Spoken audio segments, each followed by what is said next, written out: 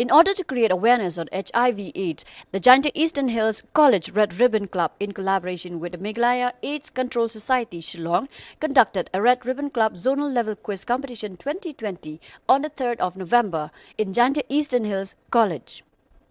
The theme for the quiz competition is HIV/AIDS and youths.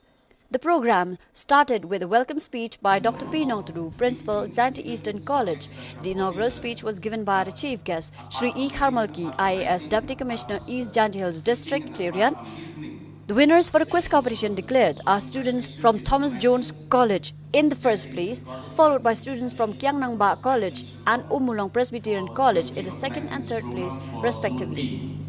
This is a program, this is a level where you will go to the next level, which is the state level. So I hope all the schools who are participating, Thomas Jones College, Jowai, Umulong Presbyterian College, Umulong, Kiang Nang Ba College, Nong Tanam College. Here's your first question. It's very easy actually. What is the full form of HIV? Human immunodeficiency virus.